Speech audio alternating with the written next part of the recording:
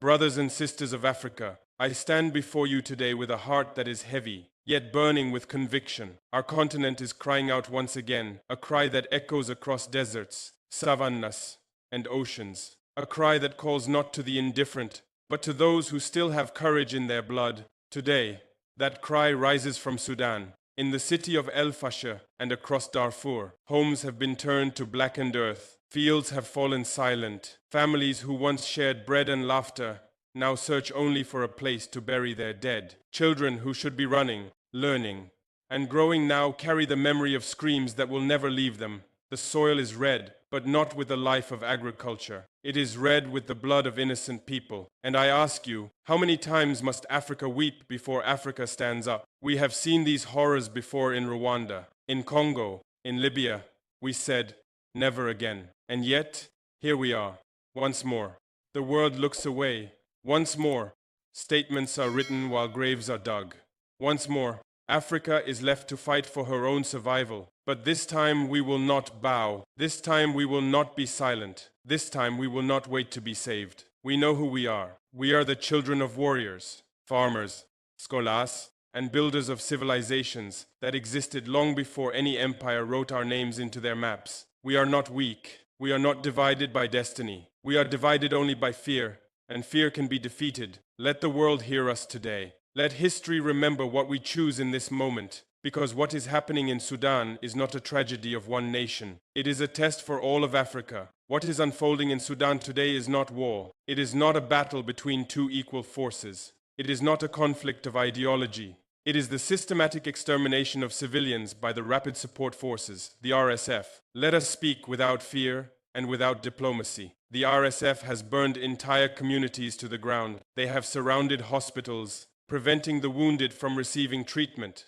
They have executed elders who could not flee. They have kidnapped girls from villages and taken them as slaves. They have taken the most sacred gift of life and shattered it without remorse. These are not soldiers. These are not patriots. These are not protectors of Sudan. They are murderers. They are warlords. They are destroyers of Africa. Their hands are stained with the blood of the people they claim to defend. In El Fasher, the world has seen satellite images, burned neighborhoods, mass graves, lifeless bodies scattered across streets where children once played. Those images are not the result of crossfire. They are the result of deliberate, planned violence. Violence inflicted on the defenseless, on mothers, farmers, shopkeepers, teachers, people who simply wish to live in peace. And what do they gain? Power. No, because power built on corpses dissolves with the first rainfall of justice. Respect. No, because the world does not respect those who slaughter their own people. Freedom. No, because freedom cannot be born from chains. They gain only fear, and fear is the smallest of all kingdoms. I speak now not only as a leader, but as a human being. When I, Ibrahim Traoré of Burkina Faso, look at Sudan, I do not see another nation. I see our reflection. I see the suffering of a mother in Khartoum as the suffering of a mother in Ouagadougou. I see the cries of a child in Darfur as the cries of a child anywhere on our continent. Any leader who looks at Sudan and says, "This is not my problem," has already surrendered their soul. Any soldier who participates in these massacres and claims, "I was only following orders," has already buried his humanity. And any African who sees this horror and remains silent must ask themselves, what have we become? If we cannot defend one another, Sudan does not need our sympathy. Sudan does not need our tears. Sudan needs action. Sudan needs protection. Sudan needs African courage. The RSF claims to be strong, but strength is not measured by how many lives you destroy. Strength is measured by how many lives you protect. The RSF claims they fight for Sudan, but those who kill Sudanese children do not fight for Sudan. They fight only for their own hunger, a hunger that will consume them. And to the leaders of the RSF, hear my words clearly. Africa is watching you, history is recording you, and justice is coming for you. But my brothers and sisters, as we condemn the RSF, we must also confront a truth that is even more painful. Those who have the power to stop this suffering have chosen not to. Where is the United Nations? Where are the guardians of peace, the defenders of human rights, the protectors of the innocent? They hold meetings. They publish statements, they speak of deep concern, they call for restraint, they ask for dialogue, and while they speak, Sudan burns. Their words are as light as smoke, blown away by the winds of war. Their actions are as empty as the promises they have made to Africa for decades. Let the truth be spoken clearly. The United Nations has failed Sudan. They failed to prevent massacre. They failed to protect civilians. They failed to send peacekeepers when it mattered. They failed to call this brutality by its real name, genocide. But Sudan is not the first failure. We remember Rwanda. We remember Libya. We remember Mali. We remember the Congo. Every time Africa bleeds, the world watches and counts the profits. Because chaos in Africa is not a tragedy for them. It is an opportunity to sell weapons, an opportunity to control resources, an opportunity to extract gold, oil, uranium, and leave behind ashes. Let us speak honestly. There are nations in this world that do not want Africa to stand. They want an Africa that is weak, divided, dependent, and distracted. They want an Africa too busy burying its dead to rise and claim its destiny. And so, when Sudan cries for help, what do Western nations do? They send analysts, not aid. They send commentary, not compassion. They send cameras, not food. They send lectures about democracy while the people starve. They have planes, ships, satellites, intelligence networks capable of monitoring every corner of this earth. Yet they say, we do not know what is happening in Sudan. No, they know. They see everything. The truth is not hidden from them. The truth simply does not serve them. For if Sudan stabilizes, if Sudan stands strong, if Sudan unites, then Africa begins to unite. And a united Africa does not kneel. This is why they remain silent. This is why they delay. This is why they send only words. Because they fear the day when Africa realizes that its true strength is not in foreign support but in African unity. And to the United Nations, I say this. Do not speak to us of human rights while you watch children die. Do not speak to us of peace while you negotiate with warlords. Do not speak to us of morality while your silence feeds the flames. Africa does not need your permission to save itself. And to Western governments who claim to defend freedom, democracy, and human dignity, where is your humanity now? Or is humanity only worthy of defense when it lives in the West? The world wants Africa to forget who we are, but we remember. We remember that we built civilizations before empires even learned to write. We remember that our ancestors carved kingdoms in stone, while others lived in huts of mud. We remember that our spirit cannot be erased. Sudan is not alone. Africa will not abandon Sudan, even if the whole world has. Brothers and sisters of Africa, in this moment, we stand at a crossroads. One path leads to silence, to hesitation, to waiting for someone else to act. That path leads to more graves, more sorrow, more humiliation. The other path, the one carved by our ancestors with their courage, their struggle, their sacrifice, leads to unity. And unity is not just a word. Unity is not a dream. Unity is a decision. For centuries, we have been told that we are different. They told the Saharan that he is not the same as the West African. They told the East African that he is not the same as the Central African. They told the tribes that they must fight over borders someone else drew. But hear me now. Our blood is one. Our struggle is one. Our future is one. Africa is not a collection of nations. Africa is a family. When one child of a family suffers, the others do not simply watch. They rise. Sudan is our brother. Sudan is our family.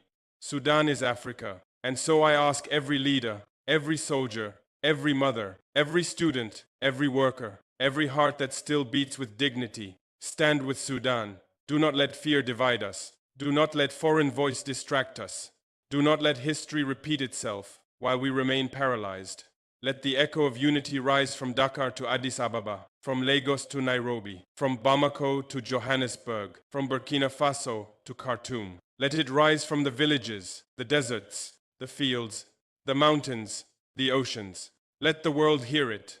Africa will no longer watch Africa die. This is not just about Sudan. This is about Congo. This is about Mali. This is about Niger. This is about Haiti. This is about every African community still struggling against hunger, violence, exploitation, occupation, manipulation. This is about dignity. For too long, we have been told that we must wait. Wait for permission. Wait for peacekeepers. Wait for aid. Wait for rescue. But if we keep waiting, none of us will survive. So I say to all African nations, leaders, and parliaments, stop negotiating with those who profit from instability. Stop asking the world to care. Stop believing that salvation will come from outside. Our salvation will come from each other. To the African youth, the generation that will inherit this continent, your strength is not only in your arms, but in your mind and your heart. You are not the children of despair, you are the children of awakening. To the African elders, the guardians of memory, remind us of who we were, so we may reclaim who we must become. To the African soldiers, the sons and daughters of our soil, your loyalty is not to generals. Your loyalty is not to factions. Your loyalty is to the people, always the people. To the African mothers, the heart of every village, your tears are powerful. Your prayers are powerful. Your courage is powerful.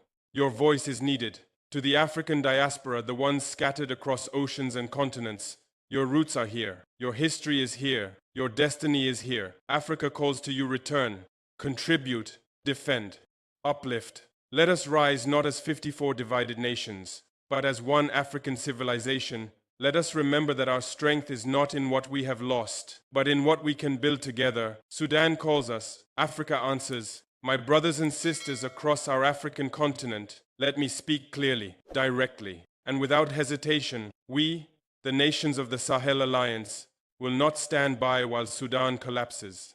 We will not stand and watch the people of Sudan be torn apart by violence. We will not remain silent as the RSF spreads terror across innocent lives. We, Burkina Faso, Mali, Niger, and our other allied nations, did not build the Sahel Alliance for sovereignty only to protect our own borders, not only to secure our own lands. We built this alliance because we understand a simple truth: if one African nation falls, then all of Africa is at risk. Sudan is the mirror before us, a painful, undeniable mirror. We have met, we have discussed, and we have reached a shared conclusion. The Sahel Alliance will prepare military assistance to support the legitimate government of Sudan, not to invade, not to occupy, not to impose authority, but to protect the Sudanese people who are calling for help. We will provide military advisors, training for local defense forces, defensive equipment support, reconnaissance and strategic coordination, and if necessary, deployment of Sahel peace and protection forces in the most threatened regions. We will do this not for political gain, but for human dignity and moral responsibility, because we understand this. When mercenaries knock on the door of your neighbor, tomorrow they will knock on yours.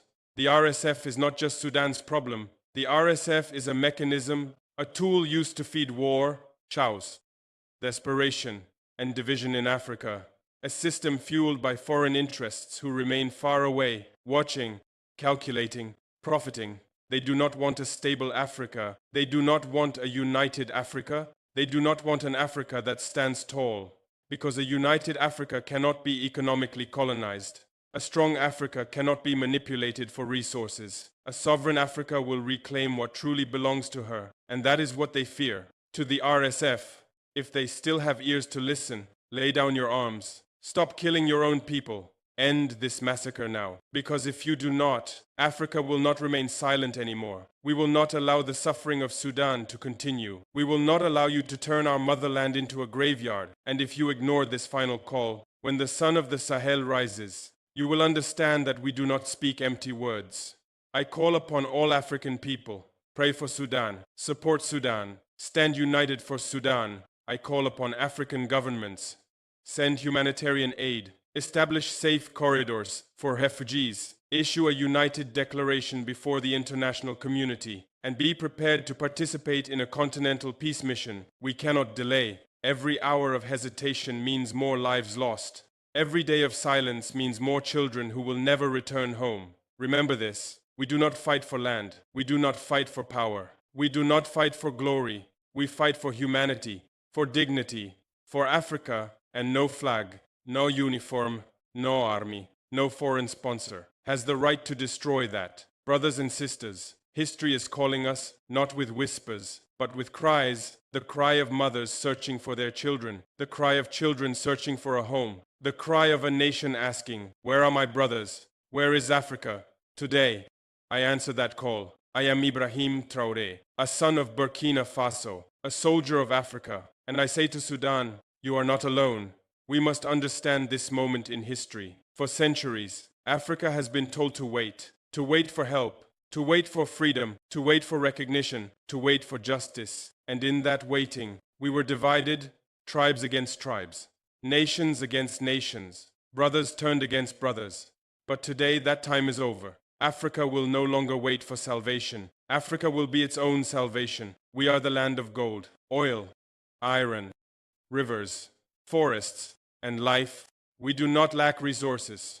We only lacked unity, and now we unite. Sudan bleeds today, but Africa feels the wound. Sudan cries today, but Africa hears the voice.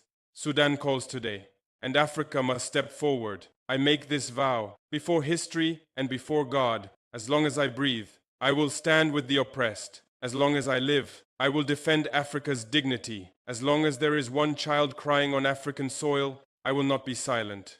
This is not diplomacy. This is not negotiation. This is not politics. This is a moral duty. To the people of Sudan, hold on, stand firm. Africa is coming, not as conquerors, not as masters, but as brothers, as protectors, as family. Your struggle is our struggle. Your wounds are our wounds. Your victory will be Africa's sunrise. And to Africa, let us rise, not with hatred, but with strength, not with vengeance, but with unity, not to destroy, but to rebuild. Because the day Africa stands as one, the world will witness something it has never seen. A continent that was once broken now, unbreakable. Africa will rise, Sudan will survive, and together we will win. I am Ibrahim Traoré, and this is my oath to Africa.